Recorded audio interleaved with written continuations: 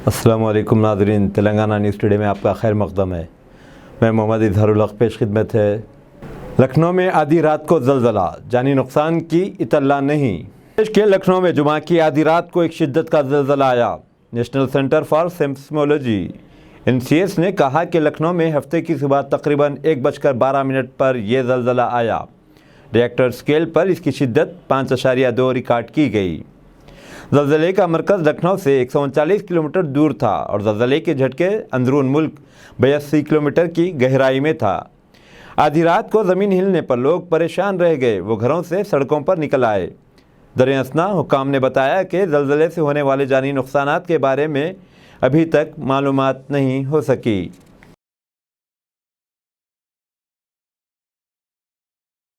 मिथरा की मंदिर में आरती के दौरान अफरा तफरी की वजह से 2 की मौत, मुतअद्दिद अफराद ज़ख्मी। रियासत उत्तर प्रदेश के ज़िले मिथरा में एक मंदिर में जन्माष्टमी के मौके पर आरती के दौरान भगदड़ के नतीजे में 2 अफराद की मौत हो गई, जबकि मुतअद्दिद अफराद ज़ख्मी हो गए। यहाँ मौसूलात के मुताबिक मिथरा के वृंदावन बांके बहारी मंदिर में जन्माष्टमी के मौके पर की जाने वाली मंगल आरती में शामिल होने के दौरान अफरा तफरी मच गई, जिसकी वजह दम घुटने से 2 लोगों की मौत हो गई। इस हादसे में बाज़ अफराद के ज़ख्मी होने की इत्तलात हैं। ज़ख्मियों और दम घुटने की शिकायत करने वालों को इलाज के लिए करीबी हॉस्पिटल मुंतकिल कर दिया गया। 4 गेट में से 2 और 3 गेट से एंट्री होती है, 1 और 4 से एग्ज़िट होता है। और काफ़ी संख्या में श्रद्धालु जो थे वो मंदिर पर ही थे, मतलब मंदिर परिसर के अंदर थे, और काफ़ी श्रद्धालु बाहर भी थे। और वो आरती के समय जैसा कि रहता है कि श्रद्धा इतनी लतीन होती कि सभी लोग अंदर आने का प्रयास करते हैं, तो लोग आ भी रहे थे, आने का प्रयास भी कर रहे थे। और 1 और 4 से हमारा एग्ज़िट रहता है, तो जो एग्ज़िट नंबर गेट था 4, उस पर एक व्यक्ति, क्योंकि उस समय गर्मी भी काफ़ी थी, ह्यूमिडिटी भी काफ़ी थी और भीड़ भी काफ़ी थी और भीड़ का प्रेशर भी काफ़ी था, तो उसकी वजह से एक व्यक्ति जो थे वो सब अपना ह्यूमिडिटी और इन सब की वजह से थोड़ा सा वो फेंट कर गए। एक एग्ज़िट जो गेट था हमारा, वो जो है थोड़ी देर के लिए ब्लॉक हो गया था। उनको निकालने के समय के लिए उस समय भीड़ का प्रेशर अंदर थोड़ा बढ़ गया, उसकी वजह से, गर्मी की वजह से, ह्यूमिडिटी की वजह से अंदर काफ़ी लोगों को सफोकेशन हुई। धीरे धीरे सबको निकाला गया, बाहर लाया गया, काफ़ी लोग बाहर आए, खुली सांस में बैठे, तो उसके बाद वो ठीक भी हुए। 4-5 लोग ऐसे थे जिनकी हालत ज़्यादा, उनको थोड़ा प्रॉब्लम हो रही थी या वो फेंट हो गए थे, बेहोश। बिल्किस बानो के मुजरिमों की रिहाई मनसूख कर दी जाए, सुप्रीम कोर्ट के चीफ जस्टिस को रुकने कौंसल कविता का मकतूब। तेलंगाना TRS लीडर और MLC मोहतरमा कल्वाकुंटला कविता ने आज जस्टिस NV रमना को एक मकतूब रवाना करते हुए चीफ जस्टिस ऑफ इंडिया से दरख्वास्त की कि सुप्रीम कोर्ट बिल्किस बानो इस्मत रज़ी मामले में मुदाखलत करे और 11 मुजरिमों की रिहाई को फौरी वापस ले। 2002 के गुजरात फसादात के दौरान बिल्किस बानो की उम्र 21 साल थी और वो 5 माह की हामिला थी, जब इन्हें वहशियाना तरीक़े से निशाना बनाया गया था। मोहतरमा कविता ने चीफ जस्टिस से दर्दमंदाना दरख्वास्त करते हुए मकतूब तहरीर किया कि मैं आपको 2002 के गुजरात फसादात के दौरान बिल्किस बानो की इस्मत दरी के बारे में भारी दिल के साथ लिख रही हूँ, जहाँ गुजरात हुकूमत ने सुप्रीम कोर्ट की हिदायत पर 1992 की पॉलिसी पर इन्हिसार करते हुए 11 मुजरिमों को रिहा किया था, जबकि रियासती हुकूमत की 2014 की नज़रसानी शुदा पॉलिसी के मुताबिक इन्हें माफ़ी के लिए नाअहल करार दिया गया है।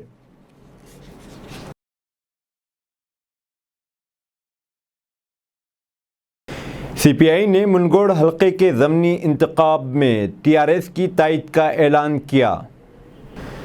CPI के रियासती सेक्रेटरी चाड़ा वेंकट रेड्डी ने कहा कि TRS में ही BJP को शिकस्त देने की सलाहियत है, इसलिए ज़मनी इंतखाब में TRS की तायद करने का फ़ैसला किया गया है।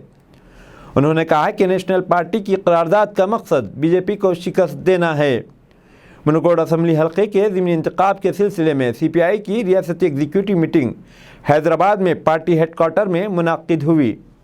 बादादा चाड़ा वेंकट रेड्डी ने मीडिया को बताया कि CPI ज़मनी इंतखाब में खड़े होने के मौक़िफ़ में नहीं है, इसलिए BJP को हराने वाली पार्टी की हिमायत करने का फ़ैसला किया गया है।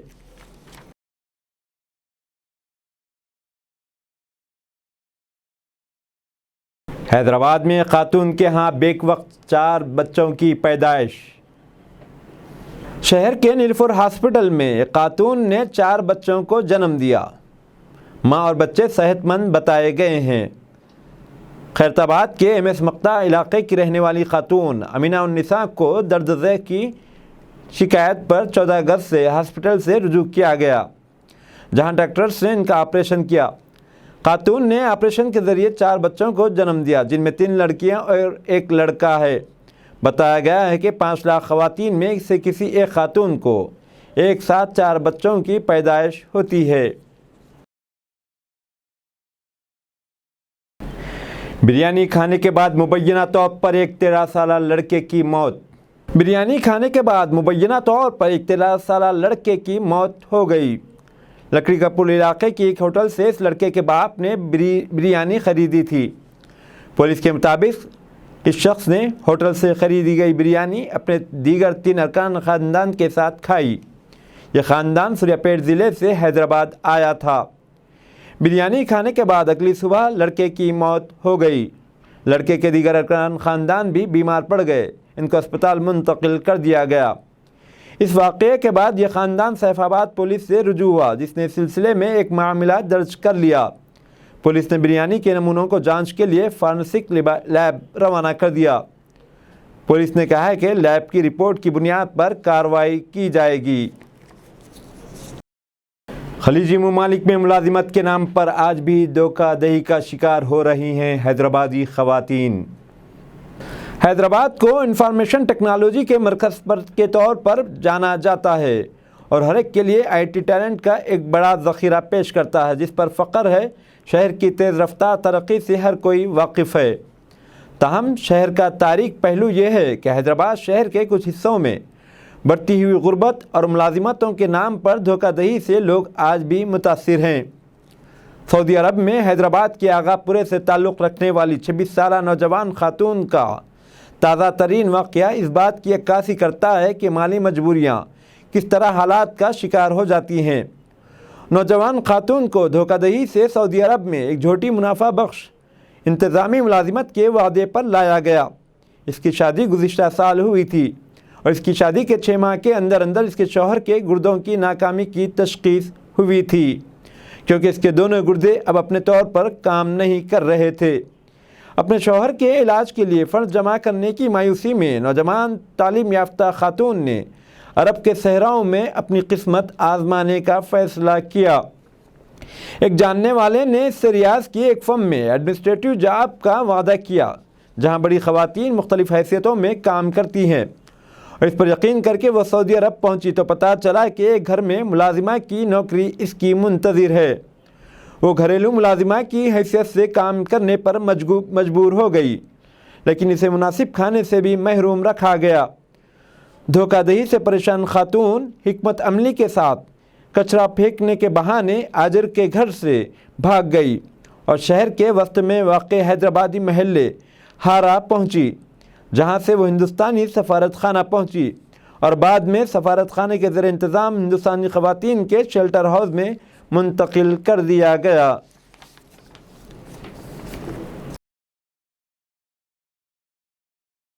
اگلے حج کی تیاریوں کا آغاز، عازمین کے لیے ایک اور زمرے کا اضافہ۔ سعودی وزارت حج و عمرہ حج سیزن کے ختم ہوتے ہی اگلے حج کی تیاری شروع کر دیتی ہے۔ وزارت کی جانب سے اگلے حج سے متعلق ایک اہم اعلان کیا گیا۔ سعودی وزارت حج عمرہ نے اندرون ملک سے حج کرنے والے سعودی شہریوں اور مقیم غیر ملکیوں کے زمروں میں اقتصادی 2 کے نام سے ایک اور زمرے کا اضافہ کیا ہے۔ اس زمرے کے تحت حج کرنے والوں کو مینا کے باہر رہائش دی جائے گی اور حج کے لیے ان کا انتخاب قرعہ اندازی سے نہیں ہوگا۔ مقامی اخبار کے مطابق وزارت حج عمرہ نے نئے حج سیزن 2023 کے لیے اندرون ممالک سے عازمین کے لیے 2023 کے لیے اندرون مملکت سے عازمین کے لیے رجسٹریشن 28 اگست 1 سے شروع کرنے والی ہے۔ وزارت حج عمرہ آئندہ حج سیزن کی تیاریاں کر رہی ہے۔ بلقیس بانو عصمت دری کیس کے مجرموں کو جیل میں ڈالا جائے۔ گجرات فسادات 2002 کی متاثرہ بلقیس بانو کیس کی سزا یافتہ مجرموں کی رہائی کے خلاف صدائے احتجاج بلند کرنے کا سلسلہ جاری ہے اور اس میں شدت آتی جا رہی ہے۔ جمعہ کی نماز کے بعد بھارتیہ مسلم مہیلا آندولن BMMA کی جانب سے احتجاج کیا گیا اور رہا کیے جانے والوں کو دوبارہ جیل میں ڈالنے کا مطالبہ کیا گیا۔ بلقیس بانو کی حمایت میں ممبئی اندرا مشرق میں ٹرمینس کے پاس ریلوے کیبن کے قریب کیے جانے والے اس احتجاج میں الہند ایکتا کمیٹی، KGN کمیٹی اور لائف لائن فاؤنڈیشن کے کارکنان نے بھی حصہ لیا۔ مظاہرین ہاتھوں میں پلے کارڈ لیے ہوئے تھے جن پر بلقیس کو انصاف دو، سرکار شرم کرو، عصمت دری کی شکار خاتون کو انصاف ملے، مجرموں کو جیل میں ڈالو، شیم شیم آن دی اسٹیٹ جیسے نعرے لکھے ہوئے تھے۔ اس احتجاج میں چھوٹی بچیاں بھی شامل تھیں اور وہ بھی پلے کارڈ لیے ہوئے تھیں۔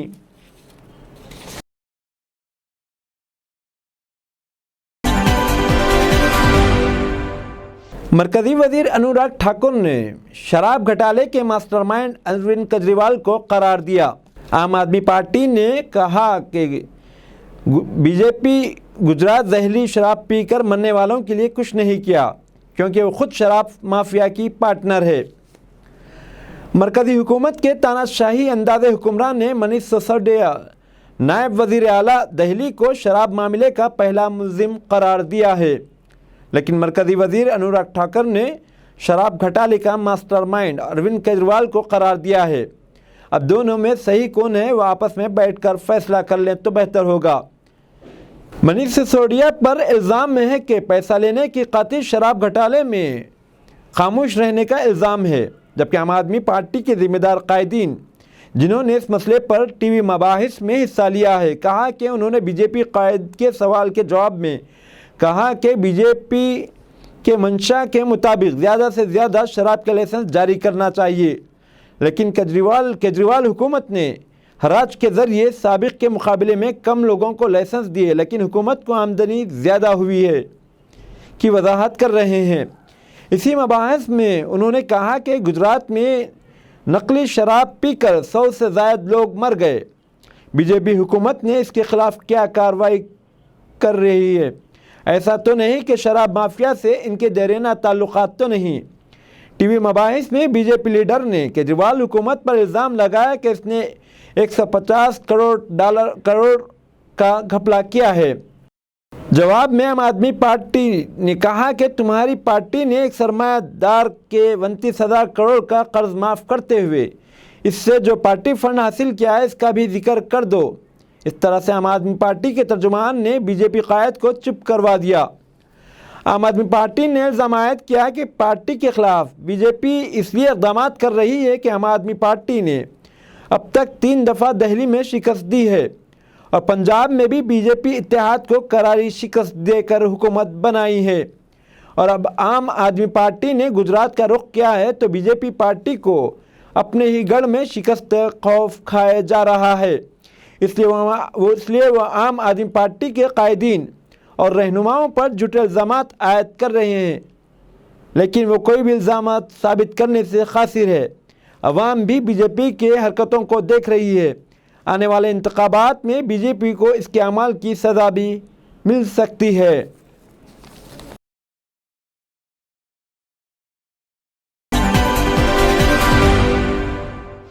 بہار کے deputy chief minister Tejashwi Yadav نے RJD پارٹی وزراء کو مشورے دیے۔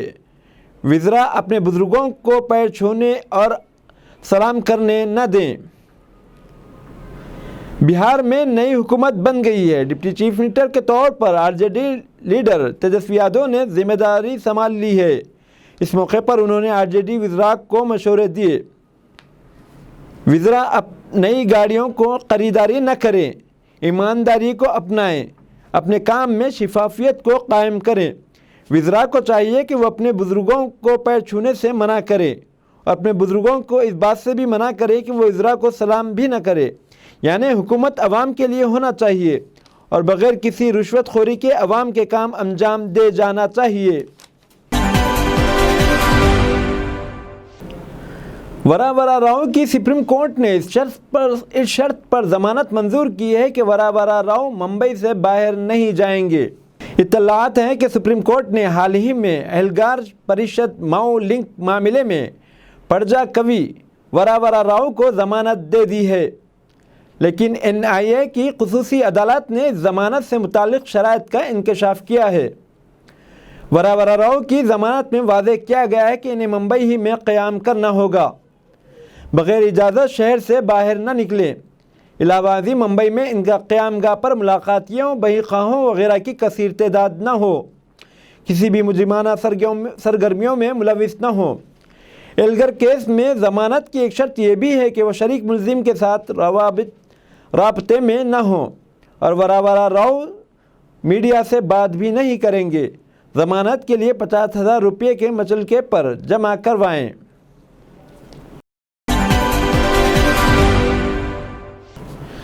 ہماچل پردیش میں موسلادھار بارش سے چکی ریلوے پل منہدم اور 14 افراد ہلاک۔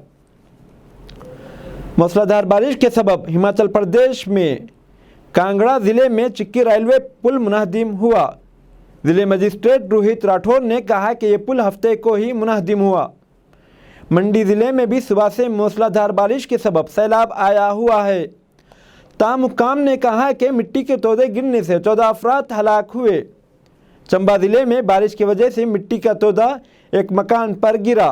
اس واقعے میں مقام واردات پر ہی 3 افراد ہلاک ہو گئے۔ خلیج بنگال میں شدید طوفان کے آثار بدستور جاری، تیلگو ریاستوں کو محکمہ موسمیات کا انتباہ۔ محکمہ موسمیات نے خلیج بنگال میں شدید طوفان کے انتباہ جاری کیا ہے اور تیلگو ریاستوں سے شدید بارش کے امکان کا انتباہ جاری کیا گیا ہے۔ یہ طوفان مغرب شمال مغرب کی سمت آگے بڑھ کر، جس کا مرکز جنوبی جھارکھنڈ ہے اور شمالی چھتیس گڑھ سے زیادہ مغرب شمال مغرب کی طرف شمالی مدھیہ پردیش کی جانب بڑھ رہا ہے۔ محکمہ موسمیات کا کہنا ہے کہ ہوا کا دباؤ بتدریج کمزور ہونے کا امکان ہے۔ سمندری طوفان کے سبب تلنگانہ میں اگلے 3 دن تک بارش کا امکان ہے۔ وشاکھاپٹنم کے محکمہ موسمیات نے انکشاف کیا ہے کہ طوفان کا اثر AP پر زیادہ ہوگا۔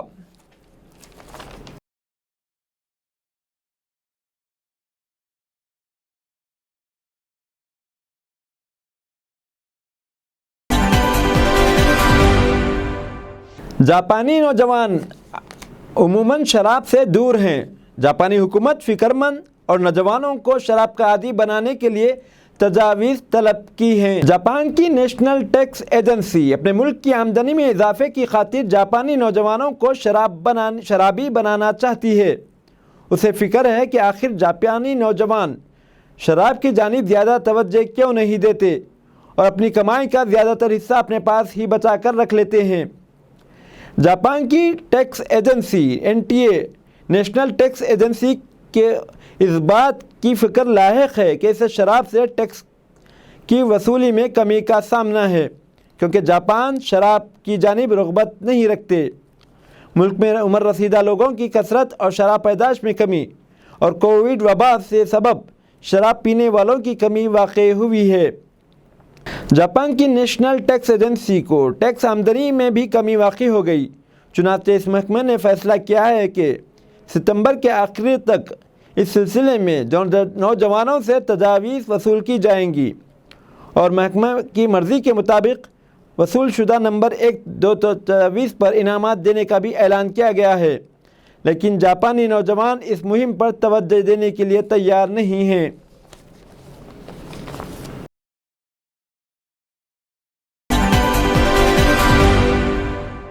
ہندوستانی سرحدوں پر چینی افواج کی تعیناتی سے سرحد پر جنگ کے بادل منڈلاتے نظر آ رہے ہیں۔ پاکستان میں واقع گودرا بندرگاہ اور اس سے گزرنے والی CPEC China Pakistan economic corridor اب ہندوستان اور چین کے درمیان حساس مسئلہ بن گیا ہے، کیونکہ چین نے ہندوستانی سرحد پر فوجی چوکیاں قائم کرنا شروع کر دیا ہے، بلکہ ہندوستان کے ارد گرد چینی فوجیوں کو تعیناتی نے حکومت ہند کے لیے لمحہ فکر بن چکا ہے۔ چین نے سری لنکا کے بندرگاہ بیمن ٹوٹاک کو 99 سال کی لیز پر حاصل کیا ہے، بلکہ وہاں پر سمندری تحقیق کے نام پر اپنا ایک بحری جہاز بھی لا کھڑا کر دیا ہے، تو دوسری جانب CPEC راہداری کی حفاظت کے نام پر پاکستان کی اس راہداری پر فوج تعینات کرنے کی تیاری کر چکا ہے۔ اسے چین کے دونوں ملکوں کے مفادات کا تحفظ کا نام دیا ہے۔ پاکستان پر دباؤ ڈالا جا رہا ہے کہ وہاں چینی فوج کو متعین کرنے کے لیے آؤٹ پوسٹ کی اجازت مل جائے۔ شی جن پنگ چینی رہنما کا خیال ہے کہ فوج کو CPEC راہداری پر تعیناتی سے چین تک ذرائع حمل و نقل کے استعمال اور ایکسپورٹ امپورٹ کا کام شروع کر دینے میں آسانی ہو جائے گی۔ ادھر پاکستان اب امریکہ اور چین کے درمیان ایک طرح سے سینڈوچ بن جائے گا۔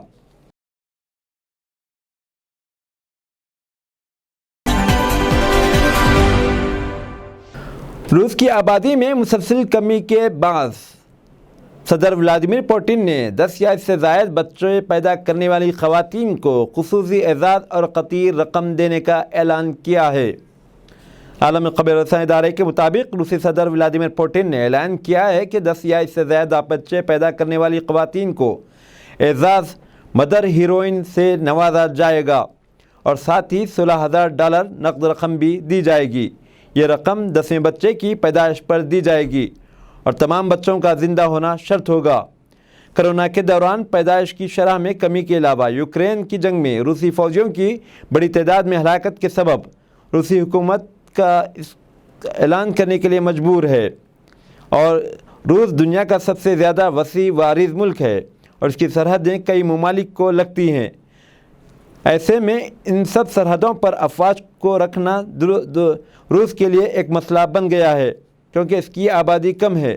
ویسے اگر وہ چاہے تو اب بھی غریب افریقی ملکوں سے اور ایشیا کے غریب ملکوں سے کروڑوں لوگوں کو روس کی شہریت دے کر فوری طور پر فوج کی افرادی قوت کی تلافی کر سکتا ہے، لیکن وہ چاہتا ہے کہ روس کی آبادی ہی میں اضافہ ہو تو بہتر ہوگا۔ واضح رہے کہ روس کی فی الحال آبادی 14.5 کروڑ ہے، جو کہ ہماری ایک ریاست اتر پردیش کی آبادی کا نصف ہوتی ہے۔